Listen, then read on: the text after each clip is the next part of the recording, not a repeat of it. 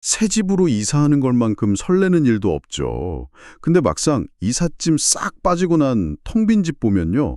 아유, 그 설렘이 갑자기 이걸 언제 다 치우나 하는 그 막막함으로 바뀔 때가 있잖아요. 저도 진짜 예전에 이사할 때 그랬어요. 텅 빈 집 보고 그냥 한숨부터 푹 나왔던 기억이 나네요. 아, 그거 정말 누구나 공감할 거예요. 그래서 오늘은 바로 이 문제, 그러니까 이사나 입주할 때 하는 청소 있잖아요. 이걸 내가 직접 할까? 아니면 전문가한테 맡길까? 이 깊은 고민을 좀 함께 파헤쳐 보려고 합니다. 네, 여러분 상황에 딱 맞는 답을 찾는 데 도움이 될 만한 그런 정보들로 준비했어요. 네, 좋습니다. 저희가 오늘 주로 참고할 자료는 그 청소 전문 업체 쿨청소꾼 블로그 글들이에요.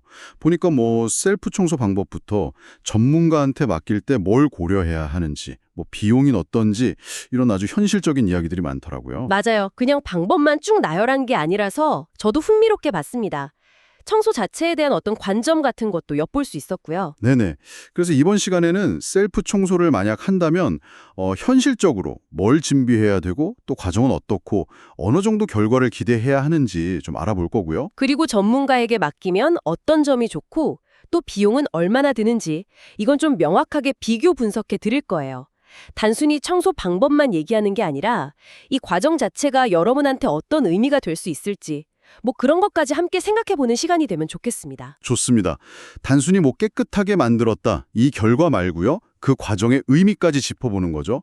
여러분의 그 소중한 시간 또 에너지 이걸 가장 효율적으로 쓰면서 동시에 좀 만족스러운 새 출발을 하실 수 있도록 핵심 정보를 명쾌하게 전달해 드리겠습니다. 우선 이사나 입주 청소가 왜 그렇게 막막하게 느껴지는지 그거부터 좀 짚어봐야 할 것 같아요. 그냥 뭐 내가 주말에 하는 대청소 그 정도겠지? 이렇게 생각하기 쉬운데 현실은 좀 다르다는 거죠. 그렇죠. 자료에서도 보니까 마치 도깨비가 장난이라도 치고 간 것 같다. 뭐 이런 표현이 있던데 그만큼 빈집 상태가 예상 바뀔 때가 많다는 거겠죠? 네, 맞아요. 특히 좀 오래된 집이거나 아니면 전에 살던 분이 짐을 막 빼고 난 직후에는 진짜 상상 초월일 때도 있어요. 평소에는 가구나 뭐 짐에 가려져서 안 보이던 곳들에 그 민낯이 확 드러나는 순간이니까요. 생각만 해도. 네. 네, 쿨청소꾼 블로그에서도 바로 이 점을 강조해요. 이사, 입주 청소는 평소에 잘 안 보이거나 뭐 알면서도 엄두를 못 냈던 곳들 있잖아요.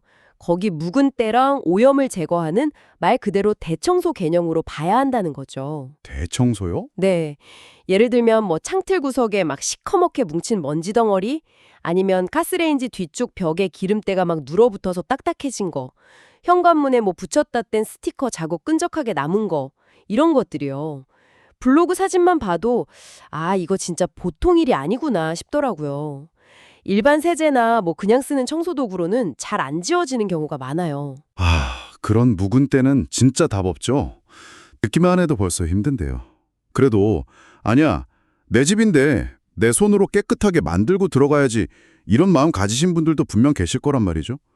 그런 분들은 어떤 마음으로 시작하는 게 좋을까요? 바로 그 마음가짐, 이게 셀프 청소의 성공 여부를 가르는 첫 단추라고 할 수 있어요. 쿨청소꾼 가이드에서도 제일 먼저 강조하는 게 현실적인 목표 설정이거든요. 근데 이게 단순히 뭐 기대치를 낮춰라 이런 의미만은 아니에요. 현실적인 목표 설정이요? 그냥 뭐 최선을 다한다. 이런 마음으로는 부족한 건가요? 물론 최선을 다하는 거 중요하죠. 근데 전문가처럼 100% 완벽하게 이걸 목표로 삼으면 시작부터 너무 지쳐요. 자료에서는 전문가 청소 결과의 한 50% 수준 정도를 목표로 삼는 게 정신 건강에도 좋고 오히려 그 청소 과정 자체에 더 집중하게 해준다고 하더라고요. 50%? 네. 중요한 건 이 50%라는 목표가 그냥 덜 깨끗해도 괜찮아 이런 타협이 아니라 내가 직접 내 공간을 만들어가는 과정이다. 여기에 의미를 두는 뭐랄까 관점의 전환이라는 거죠. 50% 목표 설정이 단순히 결과치를 낮추는 게 아니라 그 과정을 내 공간으로 만드는 어떤 의식처럼 받아들이는 거군요. 이거 흥미로운데요? 그럼 그 50% 목표를 향해서 가려면 뭘 준비해야 할까요? 역시 장비가 중요하겠죠? 네, 장미 중요합니다. 정말로요. 어설프게 준비하면 고생은 고생대로 하고 결과는 또 만족스럽지 못할 수 있으니까요. 핵심 준비물만 좀 간단히 정리해보면 우선 먼지 제거에 제일 좋은 극세사 타월 있잖아요. 이게 중요해요. 여기저기 닦을 데가 많으니까 최소 10장 이상 넉넉하게 준비하시는 게 좋고요. 열정이요? 와. 네. 그리고 그냥 청소포 끼우는 밀대 말고요. 타월을 직접 이렇게 부착해서 쓸 수 있는 밀대. 이게 훨씬 힘줘서 닦기 좋고 유용해요. 아, 타월 부착형 밀대? 네네. 확실히 힘줘서 닦기 좋겠네요. 세제는요? 이것저것 필요할 것 같은데요? 세정제는 용도별로 갖추는 게 좋습니다.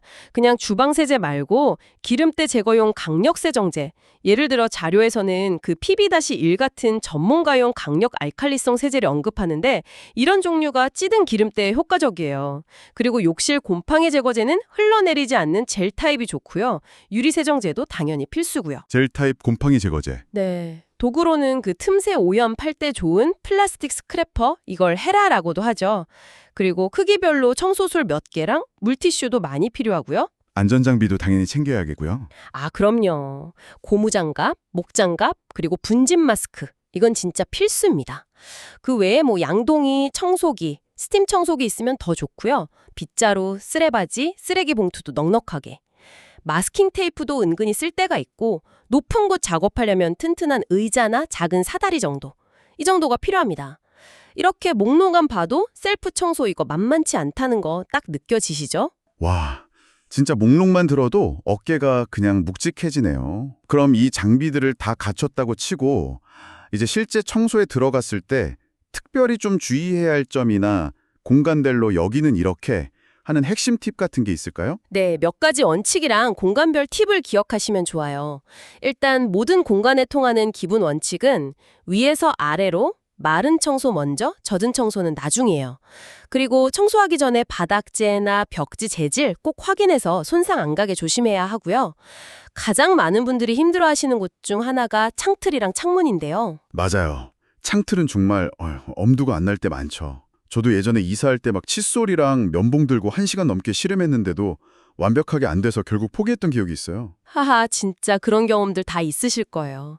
그래서 쿨청소꾼 가이드에서 절대로 창문을 분리하지 말라고 엄청 강력하게 경고해요. 아, 분리하면 안 돼요? 네, 안전 문제가 제일 커요. 생각보다 훨씬 무겁거든요.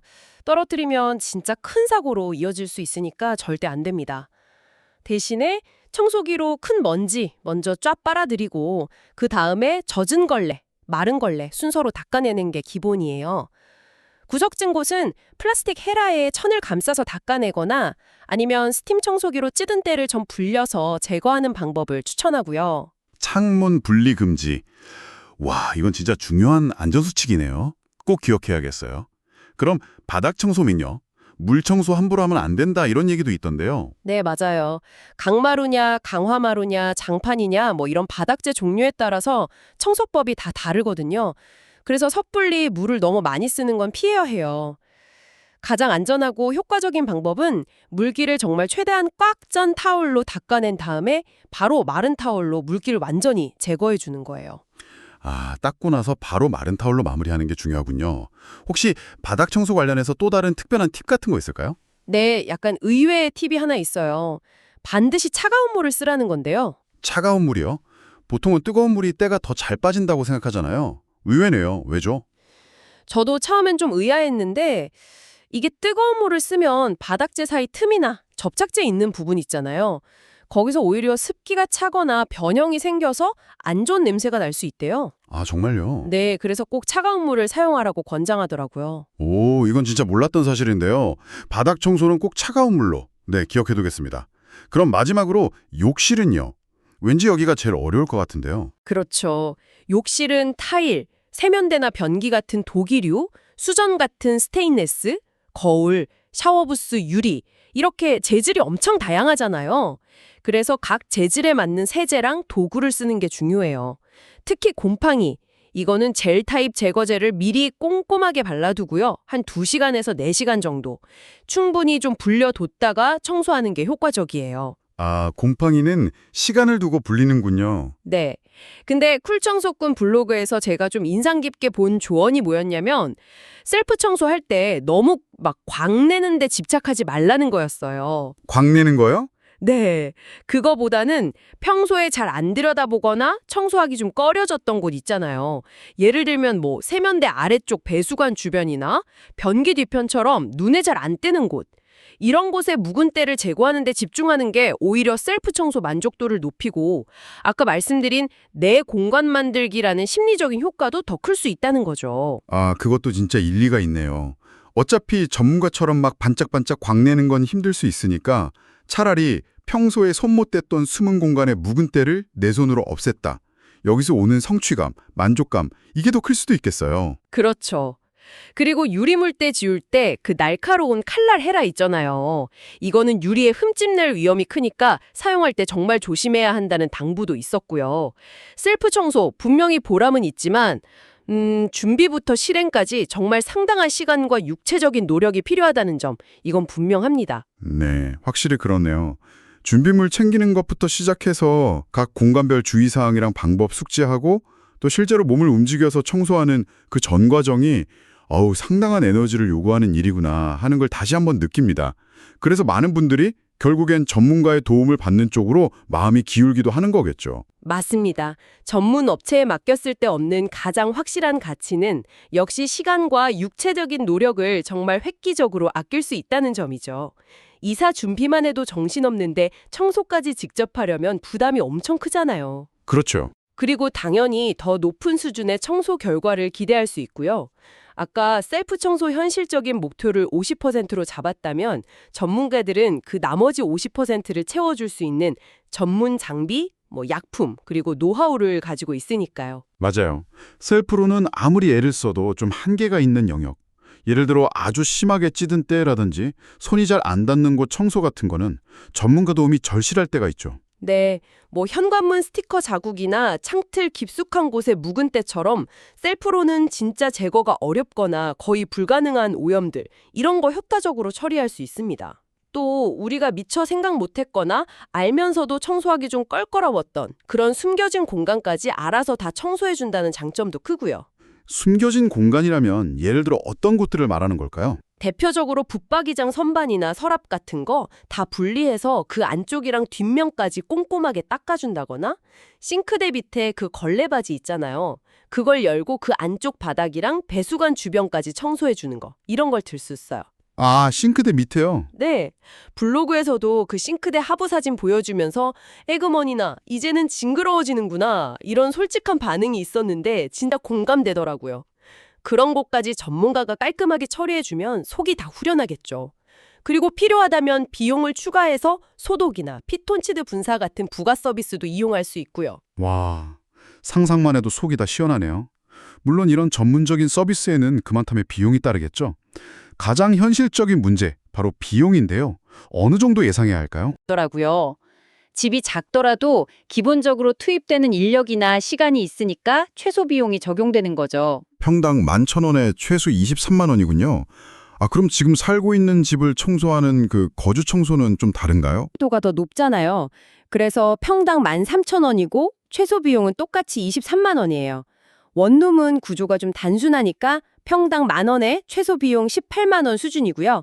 사업장 청소는 현장 상황에 따라 견적이 달라진다고 하고요. 물론 업체마다 비용은 조금씩 차이가 있을 수 있습니다. 네, 그렇죠. 쿨청소꾼의 경우는 그 하청 없이 직접 서비스를 다 하신대요. 그래서 중간 마진이 없어서 비교적 좀 합리적인 비용이라고 설명을 하고 있더라고요. 그래서 전화로 직접 상담하고 예약하는 게 가장 정확하고 저렴하게 이용하는 방법이라고 안내하고 있고요. 그렇군요. 평당 단가랑 최소 비용 기준이 있으니까 우리 집 면적 대입해보면 대략적인 예산은 가늠해 볼 수 있겠네요. 비용을 듣고 보니 결국 비용을 내고 시간과 노력을 아끼면서 전문가 수준의 깨끗함을 얻을 것인가, 아니면 내 시간과 노력을 들여서 합리적인 수준의 청결과, 내 손으로 공간을 만든다는 만족감을 얻을 것인가, 이 사이의 선택이군요. 정확히 보셨습니다. 네, 정답은 없어요. 여러분의 상황이나 가치관에 따라 다른 선택을 할 수 있는 거죠. 최종적으로 한번 정리해보면 셀프 청소, 이거 불가능한 미션 아닙니다. 준비물 잘 갖추고 기본 원칙, 위에서 아래, 마른 거 먼저, 재질 확인, 안전 제일, 그리고 팁들 잘 숙지하고 현실적인 기대치, 전문가 50% 플러스 내공감 만들기 과정 이걸 가지신다면 충분히 도전해볼 가치가 있어요. 특히 완벽한 광택, 이거보다는 평소 손대지 못했던 숨은 공간의 묵은 때를 제거하는 데 집중하는 게 만족도를 높이는 현명한 방법일 수 있습니다. 반면에 전문가 의뢰는 확실히 시간, 노력 절약되고 내가 원하는 수준 혹은 그 이상의 청결을 보장받는 가장 확실한 방법이고요. 네. 특히 이사 준비 때문에 너무 바쁘거나 새 집만큼은 진짜 티끌 하나 없이 완벽하게 깨끗한 상태에서 시작하고 싶다. 이런 마음이 크시다면 비용이 들더라도 충분히 가치 있는 투자가 될 수 있습니다. 오염 상태가 너무 심각하거나 붙박이장 내부나 싱크대 하부처럼 셀프로는 정말 엄두가 안 나는 곳까지 완벽하게 청소하고 싶을 때도 강력한 대안이 되죠. 네. 결국은 여러분의 예산 상황, 그리고 확보 가능한 시간과 노력, 마지막으로 이사갈 집의 실제 오염 상태, 이 세 가지 요소를 종합적으로 잘 고려하셔서 가장 합리적인 결정을 내리시는 게 중요합니다. 자, 오늘 이사 입주 청소라는 아주 현실적인 고민 앞에서 셀프 청소와 전문가 의뢰 사이의 장단점, 또 고려사항들을 쿨 청소꾼의 자료를 바탕으로 깊이 있게 한번 들여다봤습니다. 어떤 선택을 하시든지 간에 오늘 저희가 나눈 이야기들이 여러분의 새로운 시작을 위한 공간을 더욱 쾌적하고 또 의미 있게 만드는 데 조금이나마 도움이 되었기를 바랍니다. 마지막으로 오늘 나눈 이야기에서 한 걸음만 더 나아가서 이런 질문을 던져보면서 마무리할까 하는데요. 이사나 입주 청소라는 게 단순히 먼지를 닦아내는 어떤 물리적인 노동을 넘어서서요. 어쩌면 그 공간에 남아있는 이전 거주자의 시간, 흔적 같은 걸 지우고 오롯이 나의 공간으로 새롭게 정의하고 받아들이는 일종의 심리적인 의식 같은 걸 수도 있지 않을까요? 청소가 단순히 깨끗하게 만드는 걸 넘어서 공간과 나 사이의 관계를 새롭게 설정하는 과정이라는 말씀이시군요. 의미 있네요. 네, 그렇습니다. 내가 직접 땀 흘리면서 공간 구석구석을 만지고 닦아내면서 얻는 어떤 애착이나 소유감, 혹은 전문가의 손길로 완벽하게 정돈된 공간을 딱 마주하면서 느끼는 상쾌함과 새로운 시작에 대한 기대감, 이 청소라는 행위 자체가 여러분께 어떤 의미로 다가오는지 청소 방법을 결정하시는 과정에서 한 번쯤 생각해 보시면 어떨까 싶습니다. 어떤 선택을 하시든 새로운 공간에서의 희망찬 시작을 진심으로 응원하겠습니다.